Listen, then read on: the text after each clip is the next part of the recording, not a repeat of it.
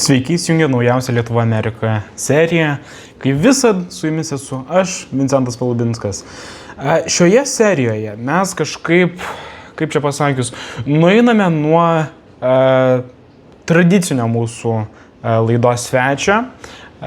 Šiandieną su mumis kalbasi jau ne politikas, ne diplomatas, bet verslo pasaulio atstovas, kuris lygiai yra taip pat svarbus Lietuvos Amerikos santykiams ir Lietuvos vystymuisi kaip politikai ir diplomatai vėlgi. Tai šiandieną su mumis kalbasi Jeff Nelson, kuris, kaip sužinosite šioje serijoje, aktyviai veikia plečiant Amerikos įmonių investicijas Lietuvoje. Šioje serijoje kalbame apie mūsų diasporą Amerikoje ir apskritai pasaulyje ir apie tai, ką mes galime padaryti, kad tas verslas toliau ateitų į Lietuvą, nepaisant blogų dalykų, kurie vyksta Lietuvoje, nepaisant antisemitinių partijų koalicijoje ir nepaisant karo grėsmės.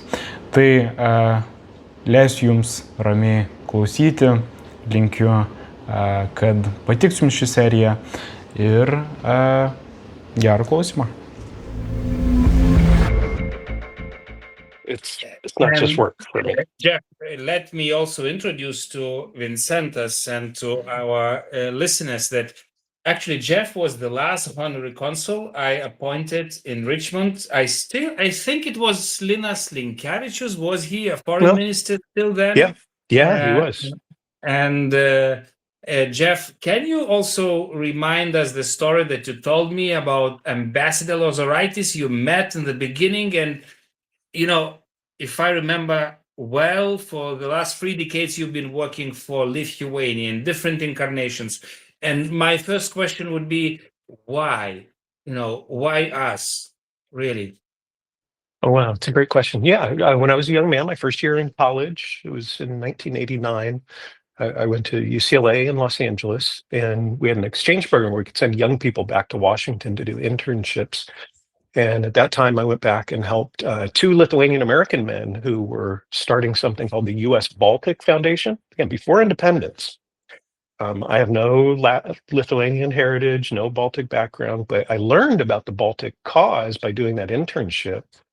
And in fact, I got a chance to meet Vytautas Landsbergis, who was visiting the U.S. and visiting Lithuanian Americans to build support for the reform movement, Sujungus. And I was a young person from Southern California. I'd spent most of my time thinking about surfing.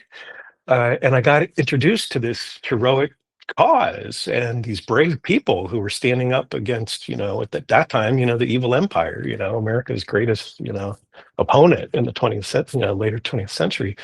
And so it just was an inspiring time to meet brave leaders like Landsbergis and others who this was before your independence. This was frontline brave people and finding a way to try and help them. So I was really, I caught an interest in this, and I sat down with Stasys Lozoraitis, who, was heading the embassy in Washington, and he was really kind and generous. He gave me a lot of time to sit down, and I wrote a paper for it for college, about the Sujungus movement, what it was doing. And so it really gave me I don't want to say intellectual, but a connection to the cause. And it really was taking the time as a young person to learn about it from someone who'd stood on the barricades for decades. And it, as time went on, what happened. You became independent. And it was very interesting as a young person to be near brave people who were doing those things. And that's what inspired me, the world's longest internships, I guess, 30, something years later. I was in the embassy last week. Sorry to interrupt, but then you turned it into business, into money. I remember you've been telling to me, Žygis, you are, Lithuanians are so good, not because of the rivers, of those woods, of internet connections. You are just great people. You if you invest into Lithuanians, they produce, 4 times more than Brits. So you found us, and your company was the first to bring American investments to Lithuania. That is now more or less one of the first among job creators of direct investment. Yeah, we're really proud of that. I mean, personally, I was thrilled to have a second opportunity, after our first career working in Washington, helping train leaders in Lithuania, Latvia, and Estonia, helping build the School of Public Administration at Kaunas Technical University. This is what I spent my, almost 15 years doing in Washington. And then to have a chance to go to work for S3, with that in my head, right? That was my life's work, to have a second chance now this is my 20th year at S3. And that's what it was. I mean, we'd already had a company there for 10 years. We were bringing Lithuanians to the US on visas to work for banks. And so we knew that the quality of the talent, it wasn't just like we thought Lithuanians were smart and hardworking. We knew it because we'd been hiring them and bringing them to the US. And so when I joined, what we tried and we were successful in doing is introducing talent in Lithuania to global companies and helping, in a very competitive world, global companies select Vilnius as opposed to another part of, Central or Eastern Europe. And it was just what you said. It was true. The work ethic, well, the education system is great. The physics and maths that come out of Kaunas and Vilnius University especially, but others, produced good talent, and they didn't have a connection to, working in the West. And so some other companies had come there, in the years after independence. But yeah, I think it's true to say we were the first one to help establish shared service centers there. We took some risk because of what we knew and believed in Lithuanians' abilities. We would hire them, and until our customers became comfortable with the quality, the cost, even the cultural components of hiring Lithuanians, we would take them as our employees, and then they could convert and become the employees of our customers. And we started scaling that with a couple of big, household names, big British bank, a big defense contractor. Really proud, Western Union is still there and thriving in Lithuania. So I've worked on about a dozen of those. S3 has worked on as a company many more, but really in partnership with agencies, the Lithuanian government, like Invest Lithuania, even with the embassy in Washington, during your time before and after, to try and do just what I said, introduce global companies to talent in Lithuania. And some have scaled to 2,000 people, some have been 20 people. But it created an industry. Like really quickly interrupt. This is very heartwarming to hear, and it's just so nice to hear what you and what your organization has done for Lithuanian business and our markets and our economy in general. But I think we're getting a bit ahead of ourselves. Žygis and I might know your accomplishments and your works, but for our audience who might not have heard of you or your organization, could you give a little bit of a backstory and just talk a little bit about who exactly your organization is? Yeah, sure. We're Strategic Staffing Solutions this is our 35th year in business, American IT consulting company. We're private. We're one of the largest companies in our industry in the US, owned by a woman, our founder, whose grandparents left Kaunas in 1911. So there's an American-Lithuanian CEO and owner of our private company, about a $350 million a year company, offices across the US. And about 10 years into the company in the US, we specialize in helping banks, energy companies, and health insurance companies hire IT staff. We also do projects for those industries. And so we have really good relationships, long-running relationships with our customers, some of the biggest banks, insurance, and energy companies in America, right? And so based on that relationship and trust, we took that opportunity to introduce them to talent in Lithuania. We started an office in Lithuania. Last year we celebrated our 25th anniversary in Vilnius. We have 3 offices there today, 2 in Vilnius, 1 in Kaunas. We have about 350, depends on the month, 350 to 400 employees in Lithuania. And again, we've been there and been investing there for 25 years. So what we do is help global companies who are looking around the region get to know the talent there, and in many instances, establish their own local company and then hire employees themselves. And we help them scale that up, whatever that looks like. And then we help them recruit permanent staff as they stabilize. We work with customers in Europe in 14 different countries. We have an office in Latvia. We opened an office in Warsaw a few years ago. In the last 5 years, we've also opened offices in Argentina and the Philippines. So, truly a global footprint. And our headquarters for our international operations is in Vilnius, and it always will be. In the US, our company is based in Detroit, Michigan. We're very proud of that. We're very committed, to the civic engagement in the communities where we are. And Lithuania is right there. I mean, it's in the CEO of our company's DNA. Our grandparents came from there. But really, it was a business decision. We went there and saw the talent and, made a commitment that that's where we're planting our international flag, and it's always going to be our international headquarters. Maybe let me connect to what Vincentas is trying to do in Lithuania. He's now trying to develop some strategy because he's convinced that we are not using enough, links to our immigrants in America. Because for the last 5 consecutive years, we have Lithuanians coming back to Lithuania in much bigger numbers than they were leaving the country. But Vincent, maybe you can develop that. Well, thank you, G, for that wonderful introduction of what we're working on right now. And it's not just me, it's yourself included. We're working on a new policy on how to integrate our diaspora, which is, as you know, massive, into Lithuanian defense and economic strategy. So my first and most important idea that I'm really trying to bring forward is the idea of a sort of mixed investment fund that would be made up of 50% private capital, 50% national and public money that would be invested into Lithuanian startups abroad. And so my logic is that, this increases our soft power abroad, and in general, this strengthens the link of our diaspora with the homeland, as it were, and builds goodwill all around the world, wherever our diaspora may be. What are your thoughts on that? Well, first of all, it's great. I love it. Vincentas, any connections that we can make between the two, well, Lithuania and the wider outside world and the diaspora, let's just call it that, I think are vitally important. One of the challenges we often get in business is the size of the talent pool in Lithuania. So we just have to recognize that that's a competitive factor when companies are looking at investing or doing business. And, sometimes the safer bet is to go to a bigger country, one of your neighbors, for example. So any connections that we can make to expand the network, to include more people, and the center of that should be Lithuanians living wherever they live, whatever generation they are.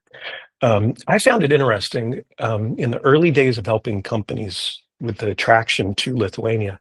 There was a common thread in many of the early ones that there was a Lithuanian American executive in the headquarters back in the US. Like they knew their homeland and could help translate not in Lithuanian to English, but explain the part of the world and its culture and its the shared values with the West and in particular with the United States. So I think you're onto something there with the mixed investment fund. I think there's plenty of successful Lithuanian businesses and entrepreneurs, people with the wealth or the funds to do something like that. Speaking from the US side, that's certainly true.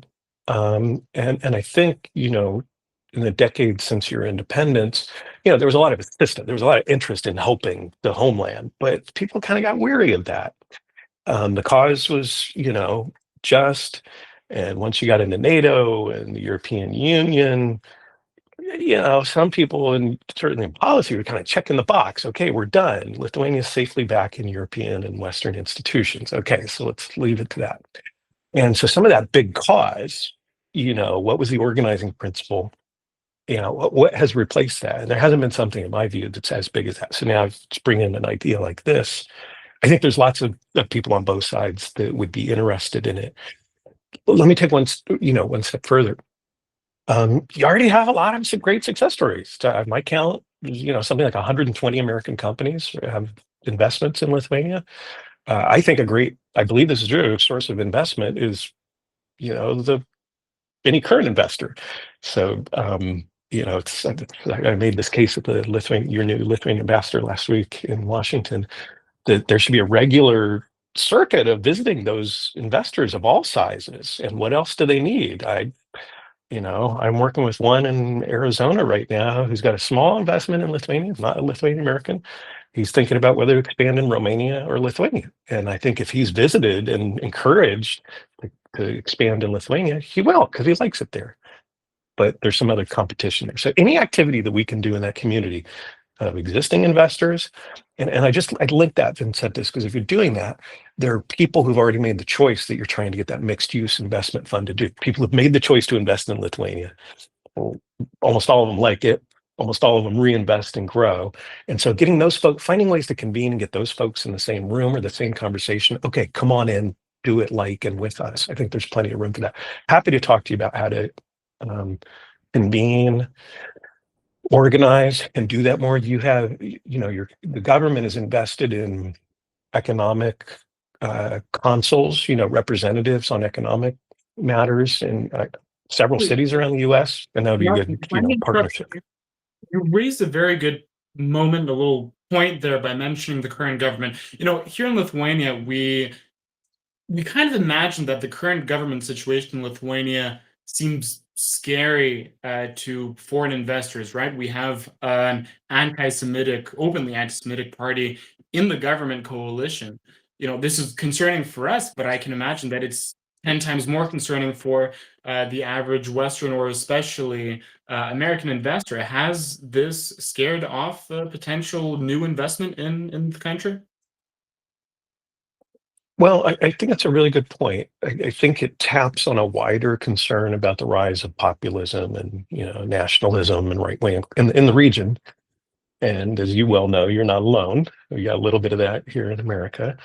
So it does tap into that. From my perspective, however, so while that's concerning, it isn't driving decisions to invest or grow in the country yet. I haven't seen that. What drives that, and for us, the company too, it's the talent. And there's global competition for finding smart people who can be effective and productive. Lithuanians clearly have demonstrated that talent and that ability, and that's what companies are looking for, and I think they're going to continue to choose to hire. At this point, those concerns aren't the point that override the ability to access good talent. That's what's driving decisions still, in my view. I haven't heard a single comment from an American investor that's changing their decisions about their investment.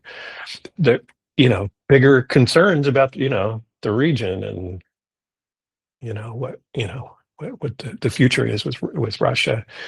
So if I can just carry on for just one more minute, I think it takes a lot of effort, every initiative you can make, to talk about positive examples of business cases. Yeah. If I could maybe end this more economic part, because I really want to speak about what happened also in Virginia, all those elections.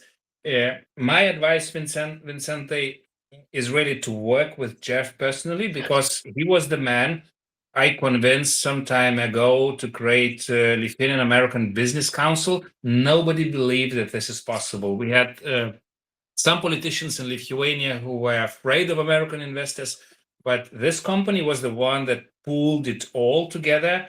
And that's why this phenomenon of American investment happened in Lithuania. It's not so visible in Latvia, nor in Estonia. But when I went to America, I remember we'd been like Latvia and Estonia today.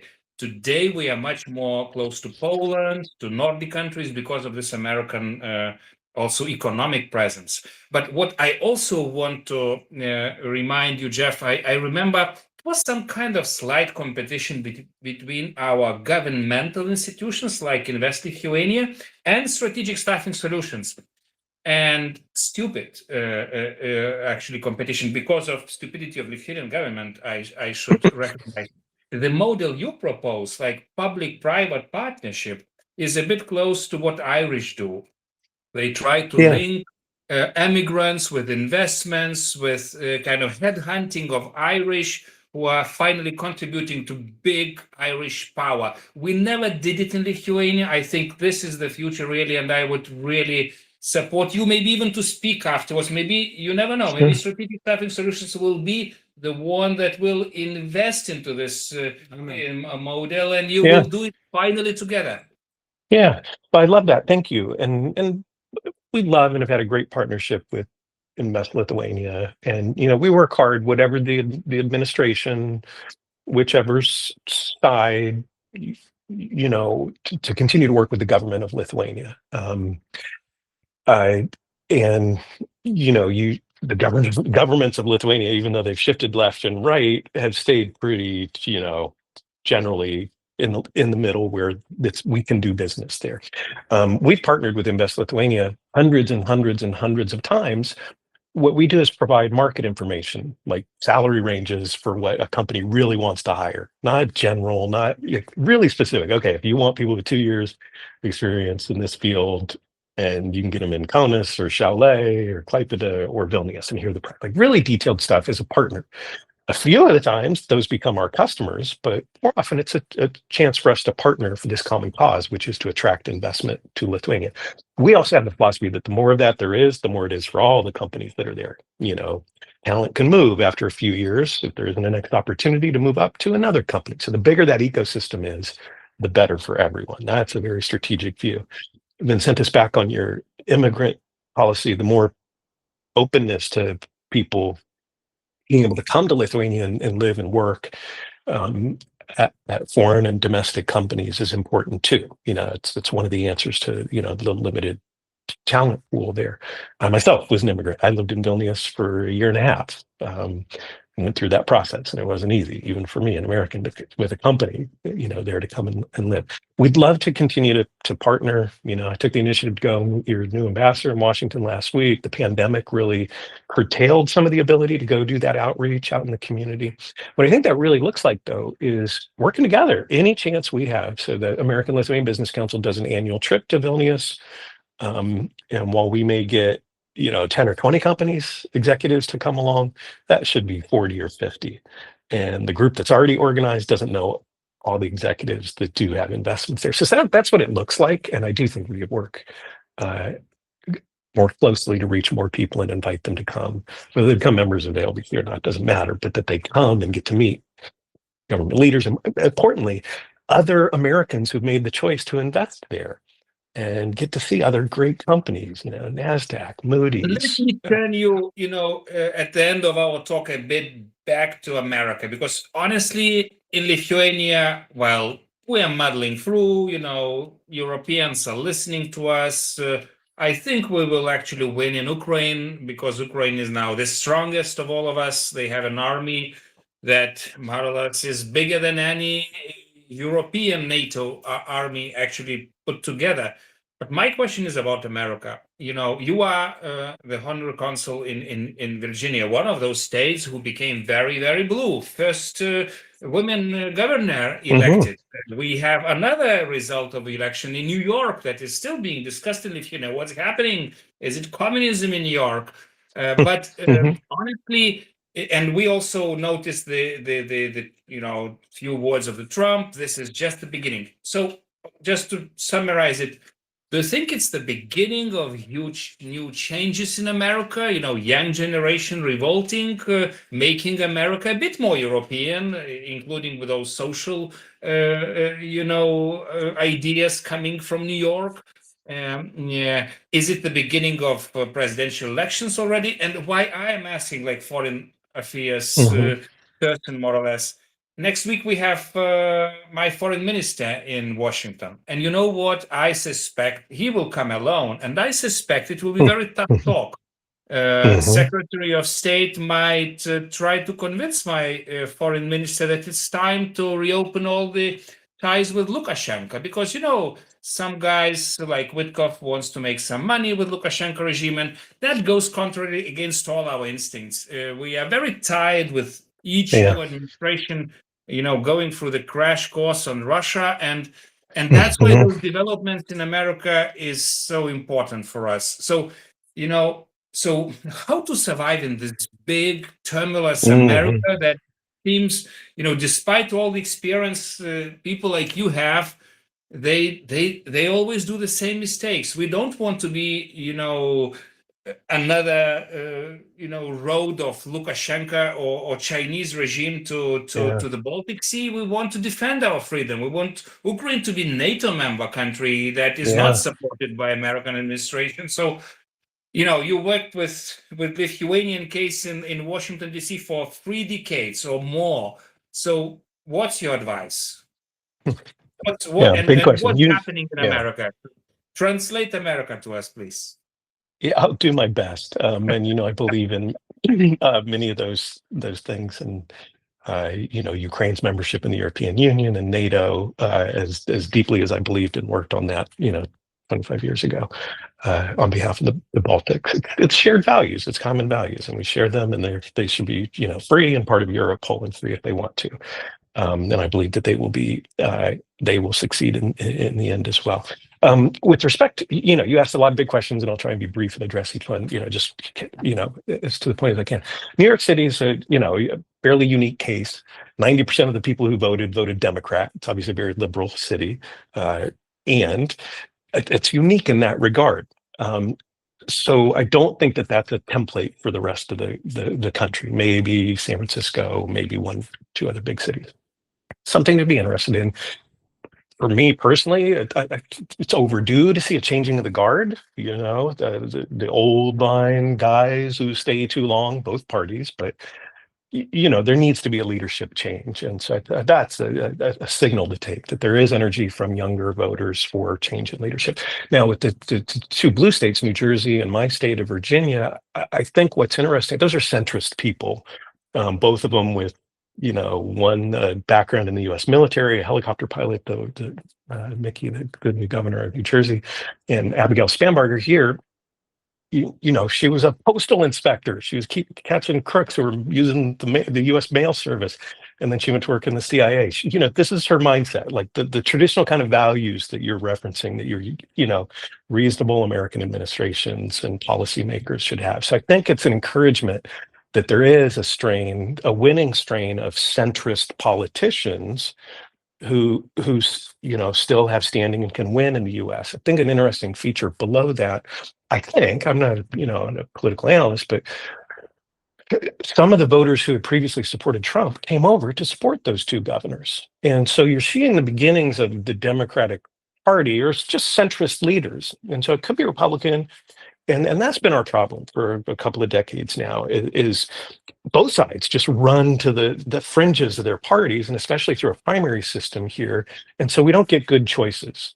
I think that's especially true on the right, but on both sides.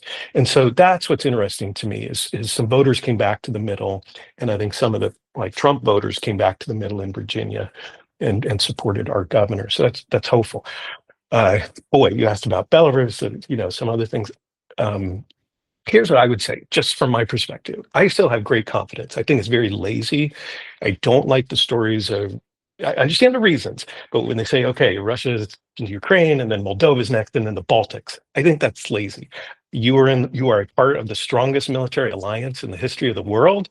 I still believe the brass plaque that's up on Rotushew Hall. Any country that's chosen to make an enemy of Lithuania is chosen to make an enemy of the United States. I haven't seen any test where we failed that matters. The balloons last week notwithstanding, there's challenges. You got to stand up to them.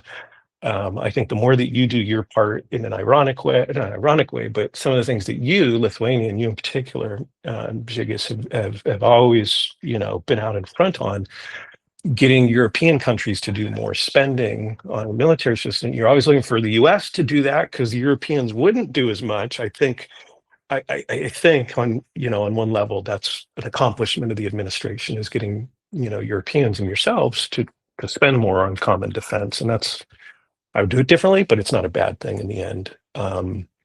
So I'm a Californian, Southern California. I'm hopeful about the future. I believe you're strong. I believe you're secure. And I believe that there are good people who are, finding their way to victory in our policy world, like the governor of Virginia, who knows Lithuania. I've talked to her about Lithuania, and she and many of her colleagues, there may be a blue wave. She's got a group that are up for our regular elections next year who think like her, who are coming up. Lithuania.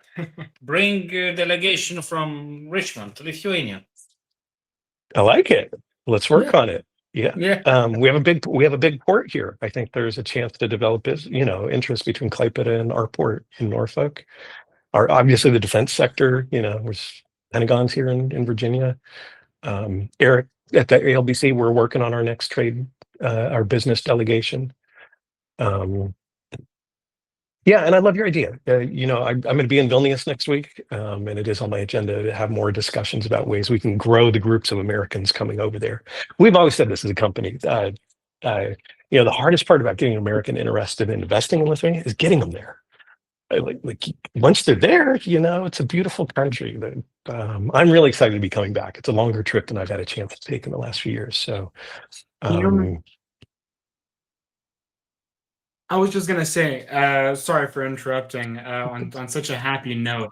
I would suggest that on this very positive and happy note of potential collaboration and optimism for the future, that, as of late, in the last 4 episodes of this podcast, we've been doing nothing but positive stuff, which is sometimes crazy to think about when you think what's going on in the world. Yeah. So I suggest, for the sake of keeping this optimistic emotion alive, we leave it here for today, and I would like to sincerely thank you for your time, and hopefully I can meet you in person when you're in Lithuania in these few coming weeks. And Jeff, please come to Parliament. I will introduce you to our new leader. We had new elections in the party, and Lithuania changed, the government changed, everything changed, but Lithuania is still the strongest, because we also have democracy, and one day we will defeat all the enemies we have also in Lithuania. I agree. Ačiū labai. Vincentas, before we go, I don't speak Lithuanian. I've learned a few words over the years. Can I tell you my favorite word in your language? Go for it. Važiuojam. Važiuojam, indeed. All right. Ačiū labai. Okay, Jeff. See you next week. Bye. Viso gero. Okay. Viso gero.